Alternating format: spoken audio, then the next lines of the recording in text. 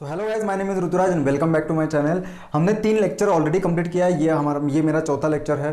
तो चैनल को सब्सक्राइब कर दीजिए। देखने से पहले बेल आइकन को प्रेस कर देना, क्योंकि बेल आइकन को प्रेस करने से आपको डायरेक्ट नोटिफिकेशन आ जाएगा।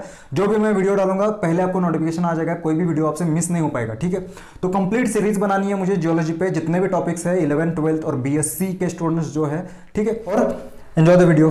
ठीक है, so let's start with the 4th lecture of structural geology. 3 lecture हमने कंप्लीट किए हैं। पहला लेक्चर था जो कंपोनेंट्स, ऐसे 2 कंपोनेंट्स देखे थे जो स्ट्रक्चरल जियोलॉजी में बहुत ज़्यादा इफेक्ट करते हैं। वो कौन से थे? स्ट्रेस और स्ट्रेन, हुक्स लॉ वगैरह, जिसमें देखा था हमने फर्स्ट लेक्चर में। ठीक है, सेकंड लेक्चर में हमने देखा था कि एटीट्यूड ऑफ बेड, मतलब बेड किस डायरेक्शन में डीप कर रहा है, किस डायरेक्शन में उसका स्ट्राइक है, ये सब देखा था सेकेंड लेक्चर में। ठीक है, थर्ड लेक्चर में हमने देखा था कि फोल्ड्स और टाइप्स ऑफ फोल्ड्स। ओके, तो this is our 4th lecture on folds. अब फोल्ड्स क्या होता है? हमने फोर्स में क्या देखा था कि एक बेड लिया था हमने। ठीक है, तो उस पर कॉम्प्रेसिव फोर्स एक्ट किया था डायरेक्टिव प्रेशर में जो होता है। फर्स्ट लेक्चर में बताया था मैंने डायरेक्टिव स्ट्रेस क्या होता है। तो दोनों साइड से स्ट्रेस अप्लाई किया, कॉम्प्रेसिव स्ट्रेस, तो ऐसा बन गया। ठीक है, इस स्ट्रक्चर को हम बोलते हैं फोल्ड। और हमने देखा था कि ये डक्टाइल डिफॉर्मेशन है। ठीक है, ब्रेक नहीं होता है, ब्रेक नहीं होगा, फ्लो हो जाएगा, बेंट हो जाएगा, लेकिन ब्रेक नहीं होगा। ठीक है, इसको बोलते हैं डक्टाइल डिफॉर्मेशन। अब आज हम पढ़ेंगे फॉल्ट्स क्या होते हैं। ठीक है, फॉल्ट मतलब कोई भी 2 चीजें रिलेटिव मूव करना। ठीक है, मैंने एक और बार बताया था, एक और बात बताई थी स्ट्रेस स्ट्रेन में। ठीक है, 3 टाइप्स में देखे थे हमने। तो स्ट्राइक स्लिप, ये जो होता है स्ट्राइक स्लिप मूवमेंट। ठीक है, स्ट्राइक स्लिप और शेयरिंग जो होता है उसमें रिलेटिव मूवमेंट था। ठीक है, तो फॉल्ट में 2 ब्लॉक में रिलेटिव मूवमेंट करना है हमें बस। ठीक है, 2 ब्लॉक लेनी है। मैंने एक ये बनाया, मैं दिखाता हूं। ठीक है, suppose this are our 2 blocks, तो हमें इन दोनों में रिलेटिव मूवमेंट देखना है। ठीक है, ये क्या हुआ इनका, 1 मिनट मैं दिखाता हूं। ऐसे देखिए, तो इन दोनों में रिलेटिव मूवमेंट हुआ, ये ऊपर चला गया, ये नीचे चला गया, इसको बोलते हैं रिलेटिव मूवमेंट। इसके रिलेटिव ये डाउनवर्ड मूवमेंट चला गया। ठीक है, तो 2 ब्लॉक में रिलेटिव मूवमेंट होता है, और मूवमेंट होने के लिए एक प्लेन चाहिए हमें। ठीक है, जिसके अलोंग मूवमेंट हो, ऐसा एक प्लेन चाहिए हमें, तो उसको बोलेंगे हम फॉल्ट प्लेन। ठीक है, ये जो लाइन दिख रही है जिसके अलोंग में मूवमेंट कर रहा हूं, ये दोनों ब्लॉक, ठीक है दिख रहे, ये दोनों ब्लॉक जिसके अलोंग मूवमेंट हो रहा है, उसको बोलेंगे हम फॉल्ट प्लेन। ठीक है, वो प्लेन के अलोंग, ये प्लेन ही है ना, ये एक प्लेन ही है कंसिडर। हमें यहाँ पे लाइन दिख रही है, लेकिन ये एक प्लेन है ना 3D में, ये सब कंसिडर किया तो प्लेन है। तो इस प्लेन के अलोंग मूवमेंट हो रहा है, तो उसको बोलेंगे फॉल्ट प्लेन। और जो मेन फॉल्ट एरिया होता है वो भी यही होता है। ठीक है, ब्लॉक से कोई लेना देना नहीं होता है, ब्लॉक सिर्फ ऊपर नीचे करते हैं, लेकिन जिस फीचर के अलोंग मूवमेंट होता है वो हमारा टारगेट पॉइंट है फॉल्ट के केस में। ठीक है, तो इसके अलोंग कर रहा है इस लाइन के। ठीक है, इसको बोलेंगे फॉल्ट लाइन। और अगर प्लेन कंसीडर करना है तो फॉल्ट प्लेन हो गया। ठीक है, फॉल्ट प्लेन के अलोंग मूवमेंट होता है, 2 ब्लॉक का रिलेटिव मूवमेंट। ठीक है, तो ये फॉर्म होने के लिए रॉक में ऑलरेडी कोई फ्रैक्चर और वीक जोन प्रेजेंट होना चाहिए। कोई जॉइंट हो, कोई फ्रैक्चर हो, कोई वीक जोन हो जिसका अलोंग मूवमेंट हो। और ये जो मैं बता रहा हूं मैकेनिज्म, वो ऐसे थोड़ी होगा, कोई तो डिस्टर्बेंसेस होने चाहिए ना क्रस्ट में। जैसे मैंने बताया था फोल्ड में कॉम्प्रेसिव स्ट्रेस लगता है, लेकिन इसके केस में, फॉल्ट के केस में जरूरी नहीं है कि कॉम्प्रेसिव फोर्स ही लगे। अगर टेंशनल फोर्स, कॉम्प्रेसिव के ऑपोजिट होता है टेंशनल फोर्स, मतलब एक दूसरे के ऑपोजिट मूव करते हैं। ठीक है, अगर टेंशनल फोर्स लगे तो भी फॉल्ट फॉर्म हो सकता है, अगर शियरिंग स्ट्रेस लगे तो भी फॉल्ट फॉर्म हो सकता है, लेकिन शियरिंग और टेंशन से फॉल्ट कभी फॉर्म नहीं होगा। फॉल्ट के लिए सिर्फ कॉम्प्रेसिव स्ट्रेस ही चाहिए, एक दूसरे की ओर फोर्स लगना चाहिए और कॉम्प्रेसिव चाहिए, फिर ये बेंट होगा। ठीक है, खींच लेंगे तो बेंट थोड़ी हो जाएगा, वो नहीं। ठीक है, तो ये दोनों कॉमन डिफरेंस है, बहुत इंपॉर्टेंट डिफरेंस है ये। फॉल्ट और फोल्ड कैसे फॉर्म होते हैं? Fold is a ductile deformation, fault is a type of brittle deformation. ऐसा नहीं है, इसमें भी डक्टाइल डिफॉर्मेशन होता है, मैं धीरे धीरे बताऊंगा। ठीक है, तो पहले देखते हैं हम इसमें क्या क्या होता है। ठीक है, एक मैंने जो अभी ये ब्लॉक दिखाया था ये, ठीक है, इसका हम 2D में यहाँ पे 2D है, यहाँ पे 2D है, यहाँ पे 3D है। ठीक है, अब बोर्ड में कौन कौन से पार्ट होते हैं इसका स्टडी करेंगे हम। फॉल्ट प्लेन तो मैंने बता दिया। ठीक है, ये जो प्लेन है ये फॉल्ट प्लेन है। अब ये ब्लू लाइन दिख रही है, ये एक पूरा ब्लॉक है, कोई डिस्टर्बेंस हो गया, टेक्टोनिक डिस्टर्बेंसेस, और ये 2 ब्लॉक में रिलेटिव मूवमेंट हो गया है। ठीक है, अभी हो गया है, क्योंकि मैं बताता हूं क्यों। ठीक है, तो ये जो ब्लू लाइन है ये हमारा फॉल्ट लाइन है और फॉल्ट प्लेन है ये, ठीक है। ये 3D डायग्राम है तो प्लेन होगा, ये 2D है तो फॉल्ट लाइन कह सकते हैं हम, ठीक है। तो इसमें रिलेटिव मोमेंट होगा और ये हमारा फॉल्ट प्लेन है, ठीक है। इसको बोलेंगे फॉल्ट प्लेन। ये जो ब्लू लाइन दिख रही है पूरी, इसको फॉल्ट प्लेन बोलेंगे। और अब फॉल्ट प्लेन हो गया, मतलब ये जो क्यूब और कोई भी डायग्राम है ये 3D, तो उसका क्या हो गया, दो पार्ट्स में डिवाइड हो गया ना, एक इधर का ब्लॉक और एक इस साइड का ब्लॉक, दो ब्लॉक्स मिल गए हमें, जैसे इसमें मिल रहे हैं, ठीक है। अब फॉल्ट प्लेन में अगर ये फॉल्ट प्लेन मिल गया, एक लाइन मिल गई, प्लेन मिल गया, तो प्लेन के इस साइड का एक और इस साइड का एक, दो मिल गया ना हमें, ये दोनों। इसको बस मैंने सेपरेट किया है, यहां पे मैं जो दिखा रहा हूं इसी डायग्राम को यहां पे सेपरेट करके दिखा रहा हूं। दो ब्लॉक मिल गए, अब दो ब्लॉक को नाम देना है हमें, एक होता है हैंगिंग वॉल, एक होता है फुट वॉल, ठीक है। अब इसमें देख लो, फॉल्ट प्लेन का, ठीक है, फॉल्ट प्लेन का डीप होगा, एक प्लेन है मतलब उसका डीप होगा। मैंने सेकंड लेक्चर में बताया था डीप क्या होता है, डीप डायरेक्शन, डीप एंगल क्या होता है, ठीक है। प्लेन का डीप मतलब हॉरिजॉन्टल नहीं है, वर्टिकल नहीं है, ठीक है, किसी एंगल में डीप कर रही है, ठीक है। तो इसमें हम देख सकते हैं ये जो फॉल्ट प्लेन है ये इस डायरेक्शन में डीप कर रहा है, तो जिस डायरेक्शन में डीप कर रहा है तो उसके ऊपर वाला जो ब्लॉक होगा उसको हम कहेंगे हैंगिंग वॉल। हैंगिंग मतलब ये जो है फुटवॉल, इसको फुटवॉल बोलेंगे, इसको हैंगिंग वॉल बोलेंगे, क्योंकि ये हैंग कर रही है, मतलब मूव कर रही है ना, फ्रीली मूविंग, ठीक है। ये जो फॉल्ट प्लेन है उसमें उसके ऊपर ये मूव कर रही है। ये जो ब्लॉक है वो स्टेबल है, जरूरी नहीं है कि हर बार स्टेबल हो, लेकिन ज्यादातर ये स्टेबल रहता है, और ये ऊपर की, इसके ऊपर की जो है ये मूव करती है, तो इसको बोलेंगे हैंगिंग वॉल, जो मूव करती है फ्रीली। और ये जो है हमारा ये फुटवॉल हो गया, ठीक है। अब इस डायग्राम में ये जो है वो फुटवॉल हो गया और इस साइड का हैंगिंग वॉल, ठीक है। अब देखेंगे ये नॉमेनक्लेचर हो गया, मतलब जो मेन पार्ट्स है उनको इस केस में, ठीक है। अब इस केस में इसके केस में मैंने मूव करके दिखाया नहीं है, लेकिन अगर ये डायग्राम आप देख लो तो ये जो हमारा फॉल्ट प्लेन है, ठीक है, अलग पेन यूज करता हूं मैं, ये जो हमारा फॉल्ट प्लेन है बीच का, ठीक है, दो ब्लॉक के बीच से जाता है उसको फॉल्ट प्लेन बोलते हैं हम, उसके अलोंग मूवमेंट होता है, ठीक है। तो ये जो हमारा फॉल्ट प्लेन है इसके राइट साइड का जो ब्लॉक है वो हैंगिंग वॉल है, समझ रहे, क्योंकि मैंने बताया था जिस डायरेक्शन, जिस साइड में डीप करता हो, डीप कर रहा है मतलब उसके ऊपर वाला एक पोर्शन आएगा, उसके नीचे वाला एक पोर्शन आएगा, तो ये हमारा नीचे का पोर्शन हो गया ना, ये डीप, ये फॉल्ट प्लेन के, ठीक है। फॉल्ट प्लेन के ऊपर वाला पोर्शन मतलब ज्यादा एरियल एक्सपोजर जिसका ज्यादा है, ठीक है। ये फॉल्ट प्लेन का एरियल एक्सपोजर किस साइड का ज्यादा है, इस साइड का ज्यादा है ना, क्योंकि ऊपर से देखेंगे तो ये साइड दिखेगी, ये नीचे वाली साइड नहीं दिखेगी, तो इसके ऊपर का जो ब्लॉक होगा ये हैंगिंग वॉल होगा और ये फुटवॉल। फुटवॉल ज्यादातर स्टेबल रहता है, ठीक है, ये हैंगिंग वॉल मूव करती है बस, ठीक है।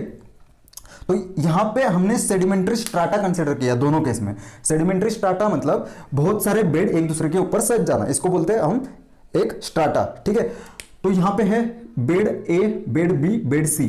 अब इसी डायग्राम, इसी फॉल्ट प्लेन के उस साइड मतलब हैंगिंग वॉल में हम देख सकते हैं कि ए बेड जो है वो नीचे खिसक गया है, ठीक है, तो मतलब ये पूरा ब्लॉक नीचे आ गया है इसके, ठीक है। अब ये किस केस में हो सकता है, थोड़ा दिमाग लगाइए, ये किस केस में हो सकता है। अगर हमने इस पे ये पूरा जैसा पहले था, मैं यहां पे पहले का बना देता हूं, ठीक है, ए बी सी, ठीक है, ये ऐसा पहले था, ये हमारा फ्रैक्चर जोन है, अभी फॉल्टिंग नहीं हुआ है, ठीक है, ये फॉल्टिंग का रिजल्ट है।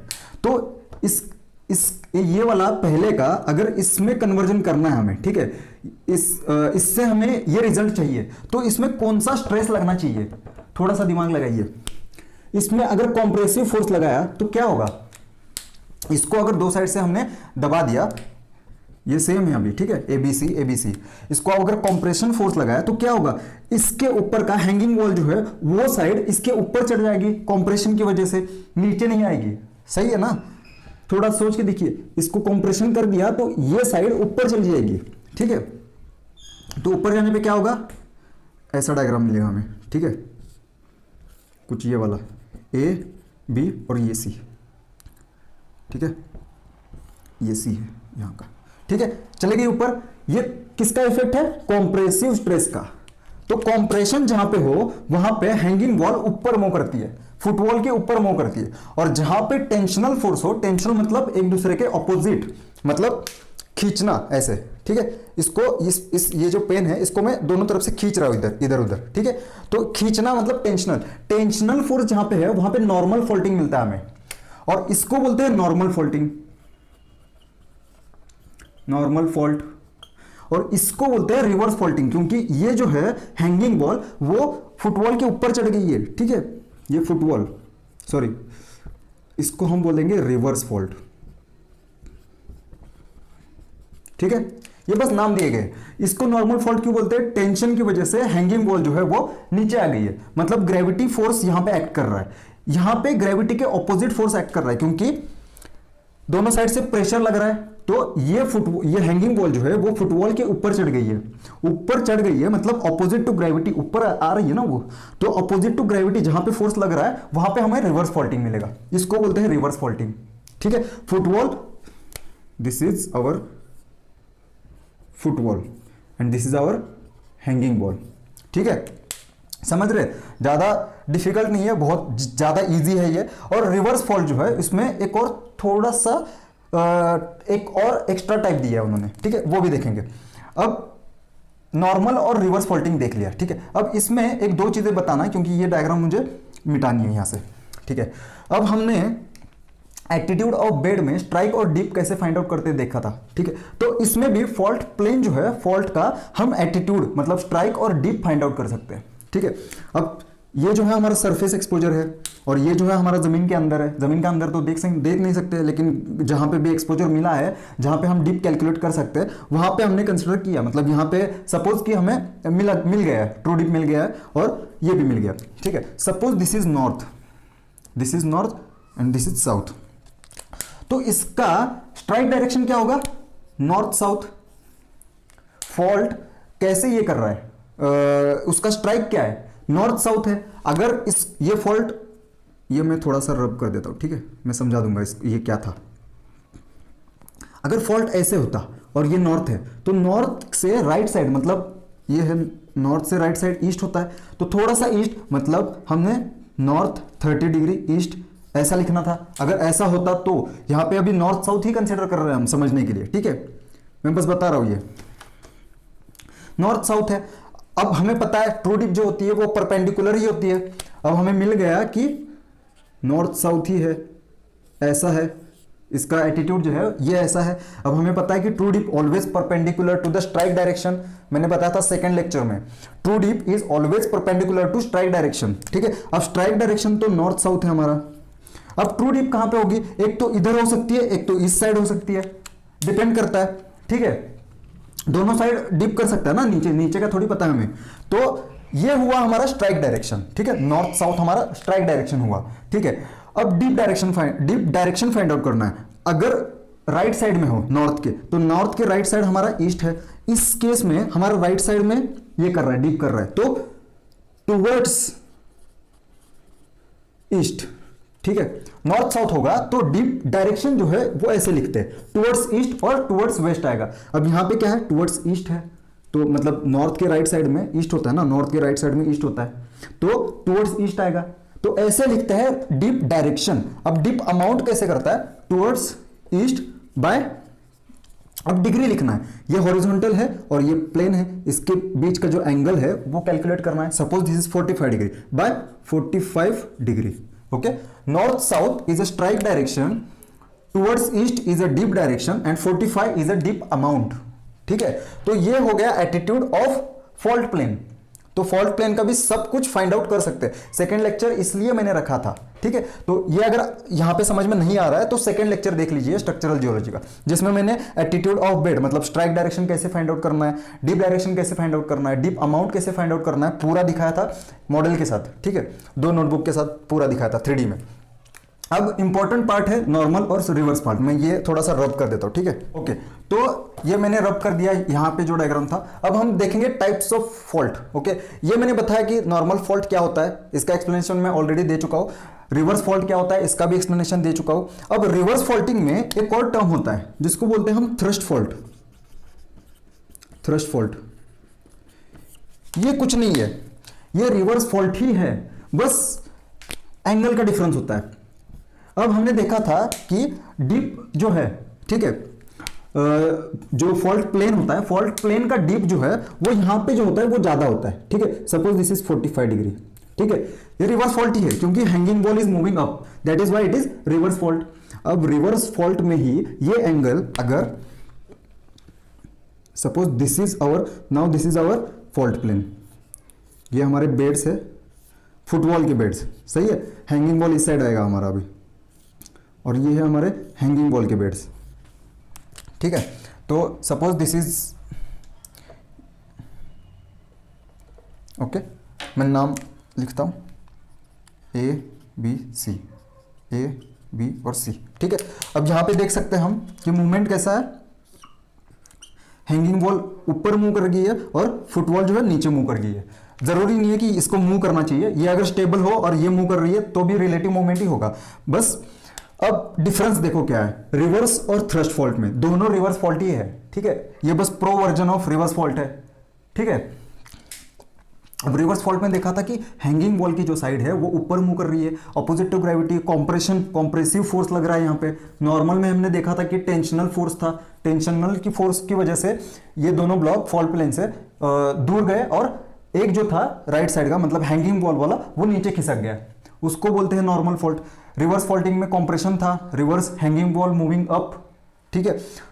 सेम कंडीशन रिवर्स फॉल्ट जैसी है, बस यहाँ का एंगल कम हो जाएगा, यहाँ पे 45 है, यहाँ पे 20 डिग्री। मतलब इसको thrust fault is nothing but low angle reverse fault, ठीक है। तो यहाँ पे ज्यादा एंगल था, यहाँ पे लो एंगल है, 20 डिग्री है, यहाँ पे 45 था, ठीक है। तो बस अगर लो एंगल से हुआ है, ये हिमालय में वगैरह ज़्यादा पाए जाते हैं क्योंकि हिमालयन प्लेट, हमें पता है हिमालय कैसा फॉर्म हुआ है, इंडियन प्लेट और चाइना प्लेट एक दूसरे से टकरा गए, और इतने जोर से टकरा गए कि वहाँ पे रिवर्स फॉल्टिंग ज़्यादा हुआ है, ठीक है। तो ये फॉल्ट हिमालय में ज़्यादा मिलता है, ठीक है, हिमालय, ठीक है। तो ये तीन जो है वो मेन क्लासिफिकेशन थे। अब 2-3 और है, वो उनको देख, ओके। तो अभी तक हमने देखा कि दोनों टाइप देखे, ठीक है, नॉर्मल फॉल्ट, रिवर्स फॉल्ट और thrust fault. Reverse fault is thrust fault is low angle reverse fault, ठीक है। अब 3 और टाइप है जो बहुत ही ज्यादा इंपॉर्टेंट है, ठीक है, strike slip fault, step fault और होस्ट और ग्रैबन, ठीक है। तो स्ट्रेस स्ट्रेन का जो लेक्चर था उसमें हमने देखा था कि कॉम्प्रेसिव स्ट्रेस होता है, टेंशनल होता है और शियरिंग स्ट्रेस होता है। तो स्ट्राइक स्लिप फॉल्ट में, स्ट्राइक स्लिप फॉल्ट कहां बनता है, स्ट्राइक स्लिप मतलब शियरिंग होता है, ठीक है। ये ध्यान में, ये याद में रखना कि स्ट्राइक स्लिप जहां पे वर्ड दिखे वहां पे शियरिंग होता है, ठीक है। स्लाइड पास्ट ईच अदर मतलब एक दूसरे से रिलेटिव मूवमेंट, यहाँ पे तो सब रिलेटिव है क्योंकि फॉल्ट पड़ रहे तो रिलेटिव मूवमेंट ऑफ 2 ब्लॉक्स होता है, ठीक है। लेकिन स्ट्राइक स्लिप मतलब रिलेटिव मूवमेंट ऑफ प्लेट्स, ये वर्टिकल मूवमेंट नहीं होता, ये हॉरिजॉन्टल मूवमेंट होता है, ठीक है, पैरेलल टू सरफेस होता है मूवमेंट इसका। हमने देखा था कि नॉर्मल फॉल्ट में वर्टिकल मूवमेंट था, रिवर्स फॉल्ट और नॉर्मल फॉल्ट में ये जो हैंगिंग बॉल थी वो इसके ऊपर नीचे मूव कर रही थी। लेकिन स्ट्राइक स्लिप फॉल्ट में 2 ब्लॉक है वो ऐसे मूव करते हैं, ठीक है, उसको बोलते हैं हम शियरिंग, तो इसको बोलते हैं स्ट्राइक स्लिप फॉल्ट। अब स्ट्राइक स्लिप फॉल्ट क्यों बोलते हैं, पहले डायग्राम में मैंने बताया था कि स्ट्राइक डायरेक्शन जो होता है, ठीक है, ये दिस इज प्लेन, ये प्लेन है, ये सरफेस है हमारा, तो प्लेन का एंगल बन रहा है सरफेस के साथ कुछ, ठीक है। तो इसका जो ये होगा, सॉरी ये मैं ऐसे निकालता हूँ, ठीक है, इसका जो एटीट्यूड है, इसका जो स्ट्राइक है वो पैरेलल टू, ये स्ट्राइक हुआ ना इसका, ये जो स्ट्राइक है मतलब जहां पे वो बेड और सरफेस ये करता है, टच करता है एक दूसरे को, वो लाइन को हम स्ट्राइक बोलते हैं, ठीक है। तो स्ट्राइक डायरेक्शन, स्ट्राइक स्लिप मतलब स्ट्राइक के डायरेक्शन में, और स्ट्राइक ऑलवेज हॉरिजॉन्टल होती है इसलिए उसको बोलते हैं strike slip fault. Dip direction, अब डिप कहां करती है, डिप तो जमीन में, मतलब जितना जमीन में जा रहा है हॉरिजॉन्टल से एंगल बना रहा है उसको हम डिप बोलते हैं ना, ये हॉरिजॉन्टल होगा और ये एंगल बीच का हमारा डिप अमाउंट होगा, ठीक है। तो स्ट्राइक स्लिप मतलब हॉरिजॉन्टल मूवमेंट और डिप स्लिप मतलब वर्टिकल मूवमेंट होता है, ठीक है। तो ये 2 डिफरेंस है दोनों में। अब ये दोनों ब्लॉक देख लीजिए, यहाँ पे मैंने कोशिश किया है 3D निकालने की, ये 2 3D ब्लॉक्स है, ठीक है। तो ये 2 स्लाइड पास्ट ईच अदर ऐसे मूव कर रहे हैं, हॉरिजॉन्टल मूव कर रहे हैं, इनका मूवमेंट वर्टिकल नहीं है, तो इनको बोलेंगे स्ट्राइक स्लिप, मतलब इसका मूवमेंट इस साइड है और इसका मूवमेंट ऑपोजिट साइड है, तो इसको बोलते हैं हम स्ट्राइक स्लिप फॉल्ट, ठीक है। Second is step fault. अब हमने पढ़ा होगा कि कॉन्टिनेंटल रिफ्टिंग, टेक्टोनिक में कॉन्टिनेंटल रिफ्टिंग होता है। रिफ्टिंग मतलब डाइवर्जेंट प्लेट्स जो होते हैं, ओशन होंगे, नहीं तो कॉन्टिनेंट। यहाँ पे कॉन्टिनेंट कंसिडर करते हैं हम अफ्रीकन, ईस्ट अफ्रीकन रिफ्ट जो है, मतलब मेडागास्कर के लेफ्ट में। तो वहां पे क्या हुआ है, दो प्लेट्स जो थे, दो, उनका एक फ्रैक्चर जोन, एक बीच में एक फ्रैक्चर जोन है और वहां से अपोजिट मूवमेंट कर रहा है, मतलब डाइवर्जेंट हो रहा है उनका, ठीक है। तो डाइवर्जेंट होगा तो नॉर्मल फॉल्टिंग क्रिएट होता है। हमने देखा था कि नॉर्मल फॉल्ट डाइवर्जेंट से क्रिएट होता है, ठीक है, टेंशनल फोर्स से क्रिएट होता है। तो यहां पे भी टेंशनल फोर्स, मतलब एक इधर लग रहा है, एक इस साइड लग रहा है। तो टेंशनल फोर्स में क्या होता है, नॉर्मल फॉल्ट देखा था हमने। अब इसको कंसिडर करते हैं, इस एरिया को। यहां पे हैंगिंग वॉल कौन सा है, तो ये है, क्योंकि ये हमारा फॉल्ट प्लेन हो गया यहां पे। तो फॉल्ट प्लेन के ऊपर जो होता है वो हैंगिंग वॉल मतलब मूव करता है। अब यहां पे अगर देखें हम, तो hanging wall is moving down of football, तो इसको बोलते हैं हम नॉर्मल फॉल्ट। तो इस डायग्राम में पूरे के पूरे नॉर्मल फॉल्ट है, ठीक है। इसका हैंगिंग वॉल कौन सा होगा, ये हैंगिंग वॉल, मतलब ये फुटवॉल, ठीक है, ये फुटवॉल है और ये हैंगिंग वॉल। यहां पे ये फुटवॉल है, ये हैंगिंग वॉल है, ठीक है। तो hanging wall is moving down, here also hanging wall is moving down. तो इस केस में हम बोलते हैं कि नॉर्मल फोल्डिंग। और स्टेप फॉल्ट क्यों बोलते हैं इसको, ये स्टेप जैसे दिख रहे, स्टेप जैसे, इसलिए इसको स्टेप फॉल्ट बोलते हैं, ठीक है। तो यहां पे कोई बीच में एक्ट नहीं कर रहा है फोर्स जो उनको उठा दे, और अगर बीच में कोई ऐसा फोर्स होता जो इन बीच वाले ब्लॉक को उठा दे ऊपर, तो उसको वो उस टाइम जब जो फीचर फॉर्म होगा, जो फीचर मतलब जो भी फॉर्म होगा यहां पे, उसको बोलेंगे हम होस्ट एंड ग्रैबन। अब यहां तो हमें पता है कि हैंगिंग वॉल ऊपर है, ठीक है, फुटवॉल ऊपर है और हैंगिंग वॉल नीचे मूव कर गई है, ठीक है।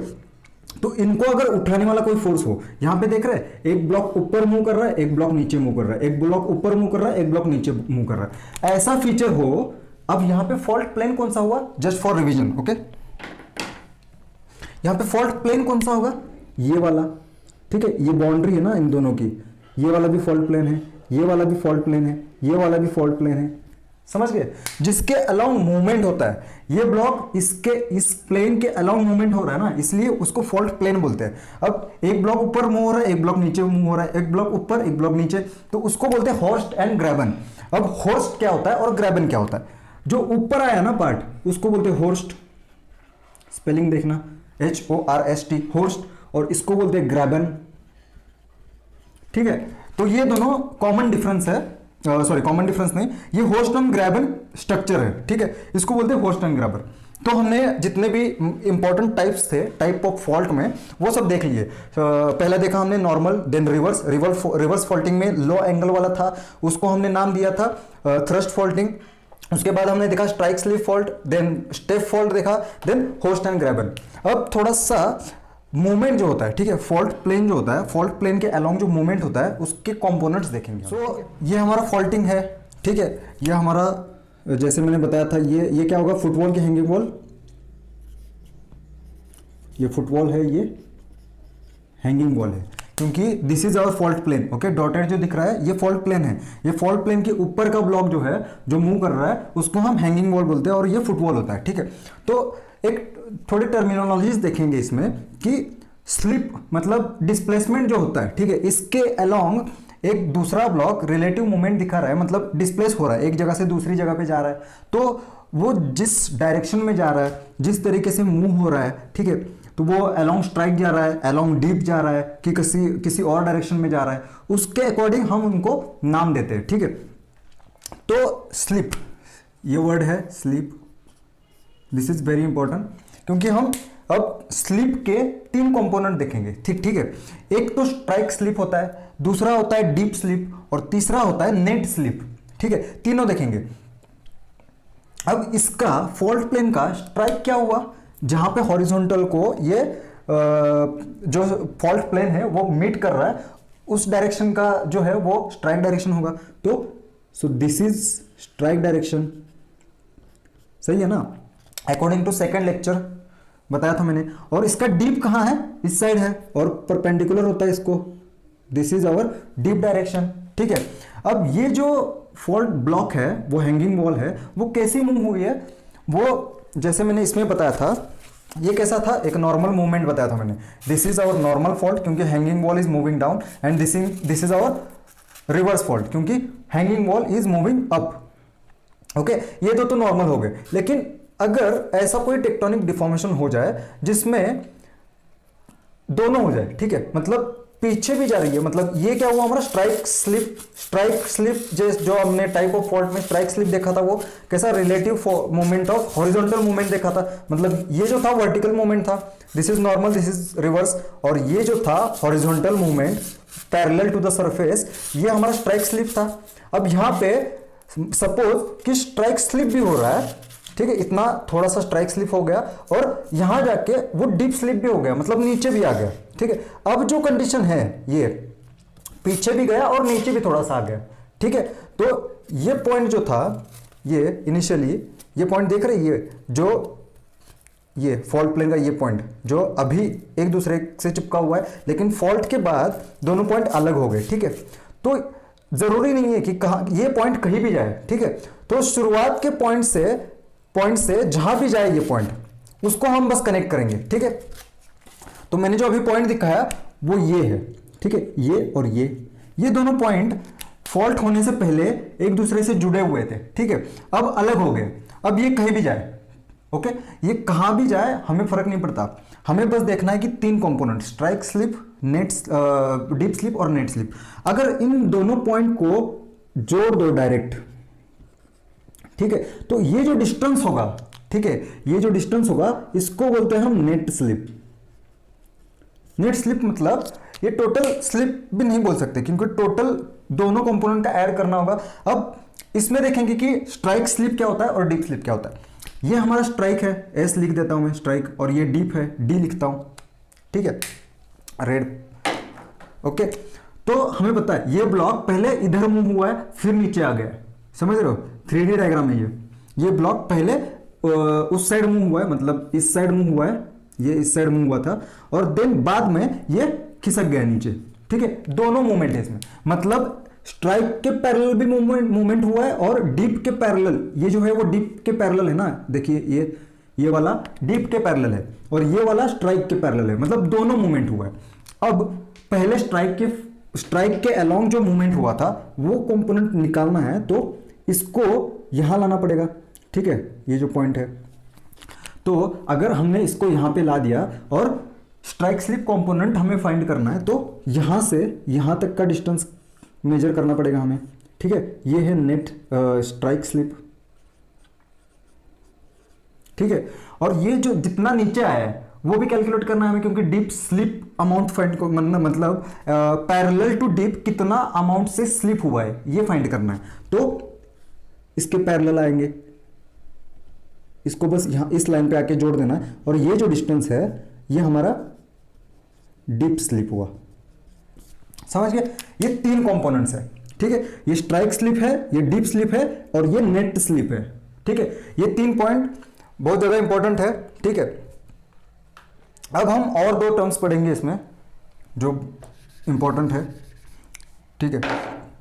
अब ये ब्लॉक है, ठीक है, इसमें दिखा देता हूं मैं, ये ब्लॉक है, इसका ये मूवमेंट हो गया, ठीक है, ये वाला, तो इसका ये फॉल्ट प्लेन से नीचे आ गया ना, ठीक है, एक मिनट, ये क्या हो गया, फॉल्ट प्लेन से नीचे आ गया, तो इसका दो कंपोनेंट मिलेगा हमें, ठीक है, एक तो वर्टिकल और एक हॉरिजॉन्टल, मतलब हॉरिजॉन्टल इतना मूवमेंट किया है इसने और वर्टिकल इतना मूवमेंट किया है, पैरेलल लेना ना, मतलब अगर ये वर्टिकल फॉल्ट प्लेन वर्टिकल होता तो इतना मूवमेंट किया ना इसने, और अगर ये फॉल्ट प्लेन हॉरिजॉन्टल होता यहां से यहां, मतलब इसके पैरेलल, इसको यहां लेके आना है इसमें आसमान में, ठीक है, इसके पैरेलल लाइन खींच लेने देना है यहां से, ठीक है। तो इसका हॉरिजॉन्टल मूवमेंट ये है और वर्टिकल ये है, तो वर्टिकल जो है उसको कहते हैं थ्रो और इसको कहते हैं हीव, ठीक है, मैं लिख देता हूं दोनों, ठीक है, यहां पे मैं निकाल देता हूं,